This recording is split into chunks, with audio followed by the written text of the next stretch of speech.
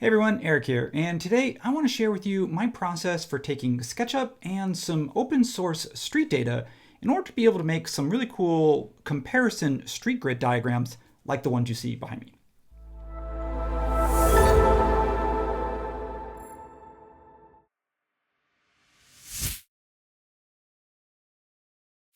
Okay, so I've got this quick little demo that I made. It took about 10 minutes, but let me take a step back and actually go to something that maybe you've seen before. You've seen these diagrams. This is a cool blog of a guy named Geoff Boeing, and he talks about creating a square mile street network visualization. So it's like kind of a comparison you could see by just looking at the grid, the different block sizes compared to Portland, in this case San Francisco, Rome, and Irvine. Not only do you get a sense that like how these cities are planned, in this case one for the automobile, maybe perhaps one for foot, but it just gives you a sense of like what fits in a square mile based on your road network and your building block network. So we're going to do that right now. I'm going to start here in CAD Mapper. I guess I could start in SketchUp perhaps and create a new blank file. And that way we're just starting from scratch, but I need some data to import into it. So if I come over here to CAD Mapper, we just have to pick our cities. I don't really care. I think for this, I'm just showing the demo. It doesn't really matter. I see New Orleans here. I've been there a few times. I think that one might be a fun one. Let's find something in the French Quarter. And what I want to do firstly is make sure that in CAD Mapper, if you haven't used this before, you do need to create a login, but it's free, everything up to 1 kilometer. I want to check SketchUp here, and I want to leave these flat. I don't care about topography. We're just going to keep this in plan view. And I want to double check these numbers. These are in meters, but you just kind of want to pick something that looks fairly close. And again, we can check the road geometry. You can do center lines, but that would be more for like CAD. If you were to actually create or like use it as a profile, in this case, I actually want the mesh surface because that way it shows up as a face in SketchUp. So I don't know what a square kilometer is here. I could just do a quick check and say, okay, well, that gets me quite a bit of water.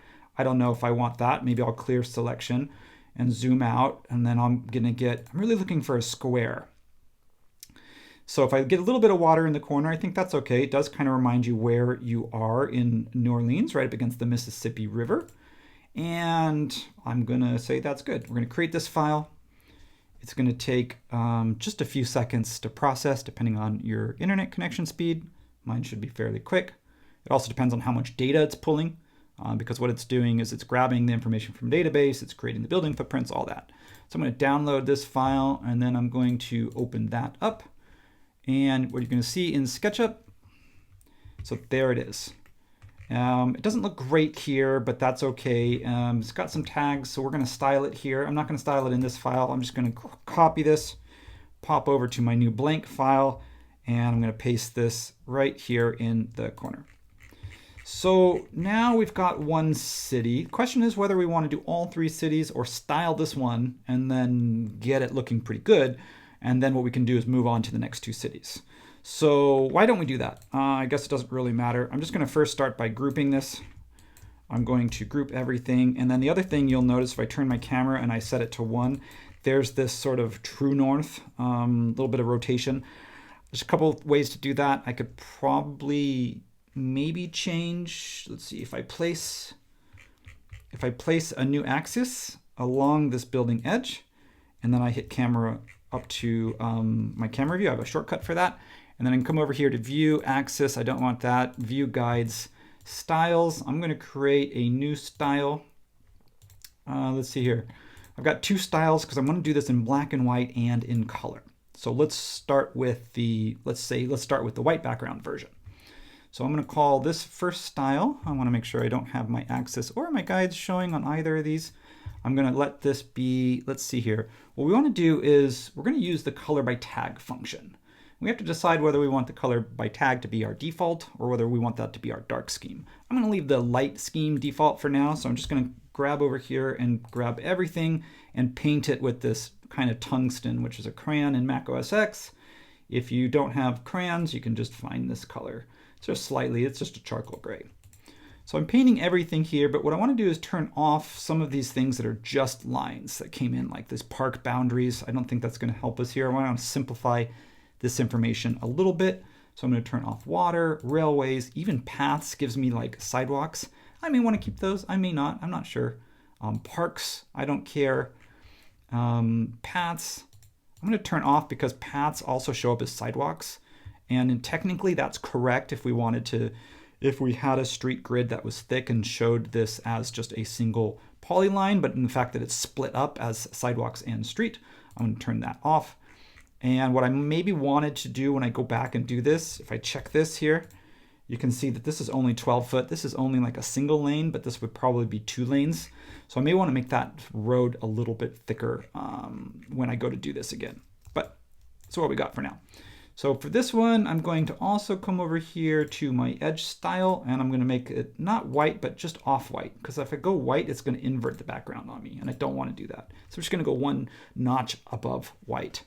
So you can see if I turn off my edges and profiles, if I turn off edges, I lose some of the information where like some of the buildings are butting up against each other. So if I want to show that separation, if I want to show it as just a single thick mass, maybe I don't want edges, or maybe even I want the edges to be the same color as my fill, which is tungsten, and then you get it as a mass, but I actually want to see that separation. So I'm going to leave that as white. I'm going to leave that, as off-white, or else it's going to change my background color. I'll leave profiles on and save that as my light scheme. So light. So there we go. So that's 1 down, pretty easy, but here's an issue. When you bring in a mesh from OpenStreetMaps or CatMapper, it creates, basically, it's creating a mesh around a polyline. So the polyline has a rounded edge. So what I do is I come over here and select, I go inside of my information, my group, and I select everything on that same tag and I group it. So this is like the medium roads or like your collectors. Then I select everything on this tag, which is my local roads, my minor roads, and group those.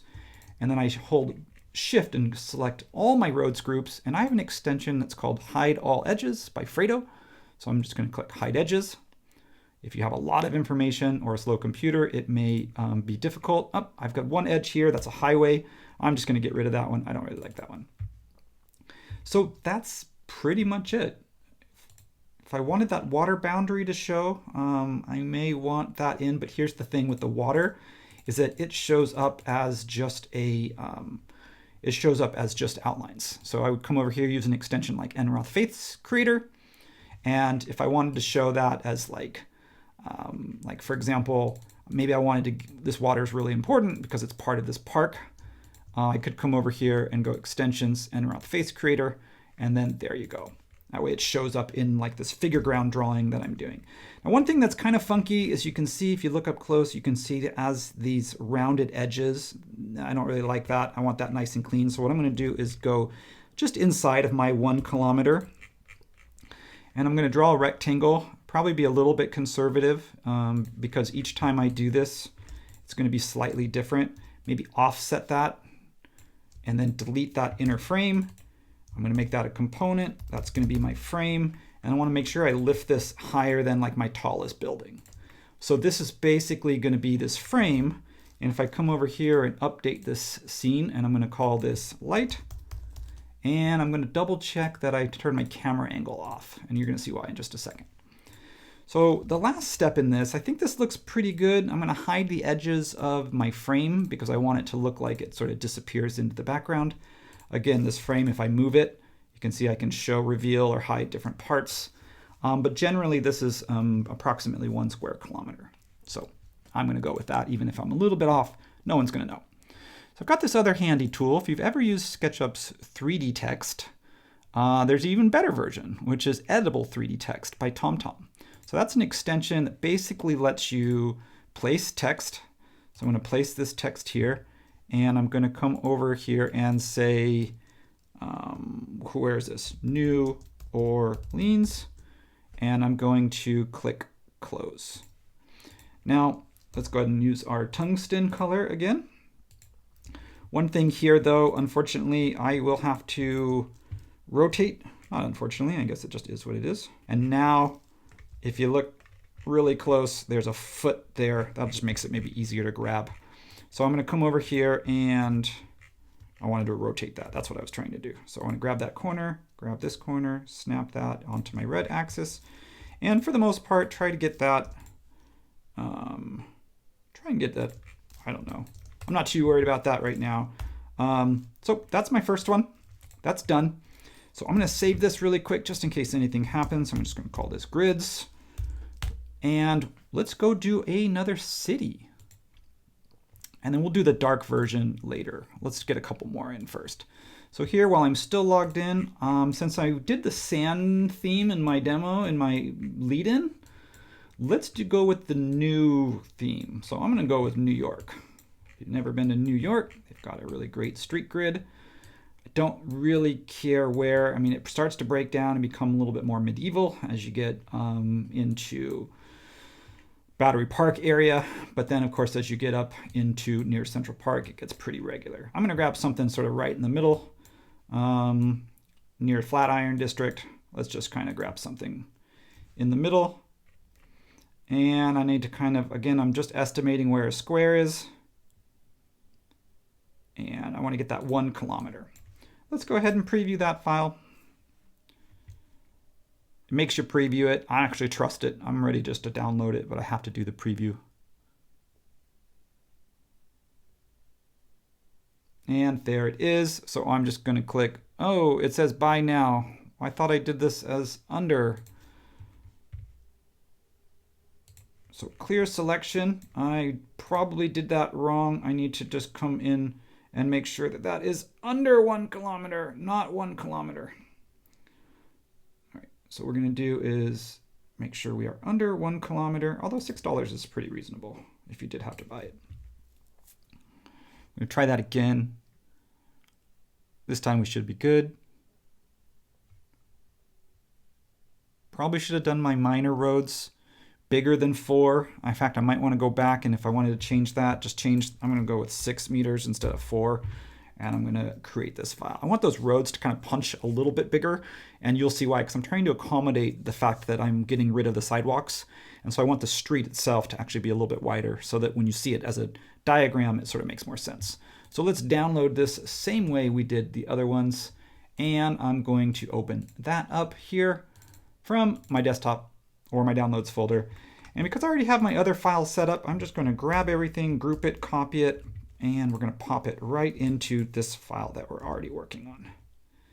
So there it is, and we're going to do the same thing. I'm just going to grab this and rotate that so that it sort of sits in line with my grid, and we're going to paint this whole thing tungsten, and that's pretty much it. I'm going to copy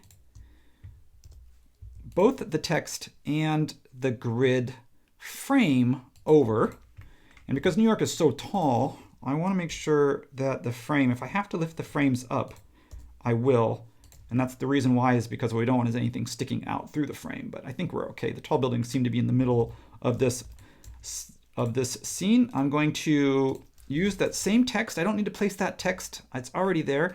I'm just going to make it unique because it's a component, and then I'm going to change the text by going edit text. And from there, all I have to do is type in York and all the style, not Torque, York, and or New York City, perhaps. We could do it that way. And there we go.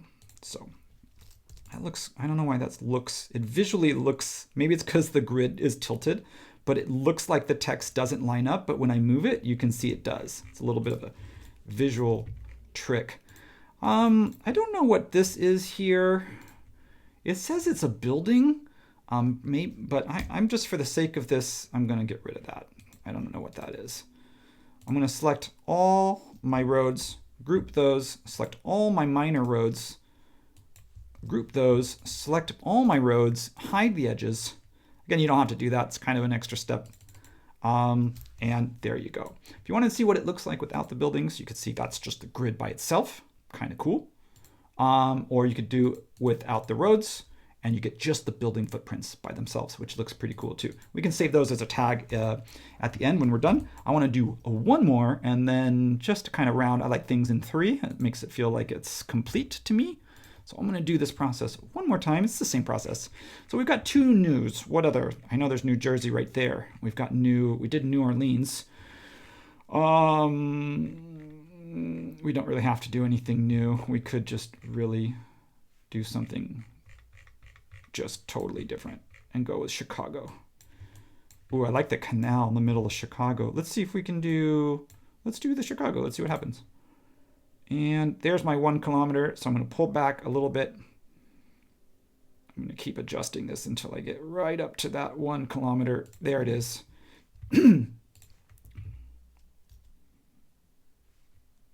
Wait for it to process.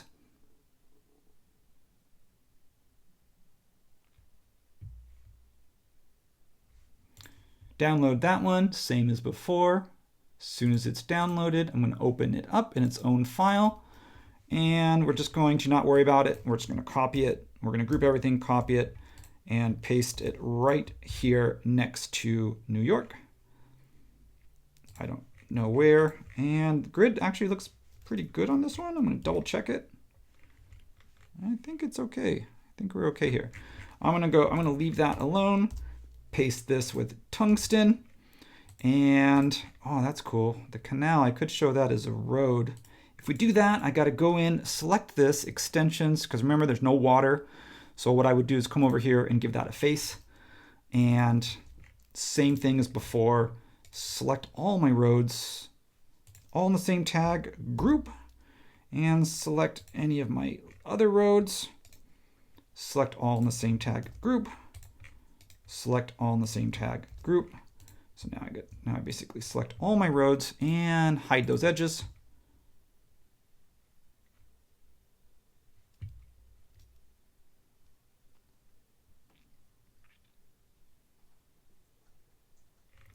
And I think I forgot this group, so I'm going to hide that one separately. And there we go. So I'm going to copy my frame and my label over so that we are covering up, so we are the exact same boundary or size. And this is going to be make unique. And we're going to edit the text. There's no new in this one. It's just Chicago. And we're just going to close that one out. And that is it. So before I wrap up, I want to make a different version of this. I want to basically create a light and a dark version. So in this case, I've got my light, which is my dark buildings on white background. So let's save this and add another one. We're going to call this dark. And again, I'm going to double check my scenes. I don't have my camera. I'm going to open up my styles. In this case, what I want to do is I have a light style, and I'm going to call this one my dark style. So dark style, basically all I'm going to do is turn on my color by tag. I'm going to start by turning on my color by tag, and I'm going to come over here and make everything white. Now I wish I could do this. I see I've left those turned off, so I'm not going to worry about those. I'll leave those alone. I'm going to turn everything. I wish I could do multi-select on this, but unfortunately, SketchUp, if you guys are listening, that would be great. I'm going to turn this into tungsten. That's going to be basically my default color. And then I'm going to create a new tag, and I'm going to just call this text because I want to make sure that my text also shows up as white. So grab my labels, put those over to my text layer or tag, and now I get to change the background color. The background color needs to be tungsten so it matches everything else. And you can see there's a little bit of a gradation between, if you can see it on your screen. I know I can, it's subtle. And that's because of the lighting. So for example, if I come over here to my shadow settings, shadows, if you set it to 90, I usually set it to 90-0, but to be honest, it's 80-0 is what you get as like true color. So if I set to 80-0, anything in any geometry that has a color to it is going to be the exact same color as it is in the palette. There's no shading applied to it. So I want to make sure that I update this because I want those shadow settings to save. And what's really cool is I can just go between light and dark, and I can just kind of check it out. This is what it looks like light. This is what it looks like dark.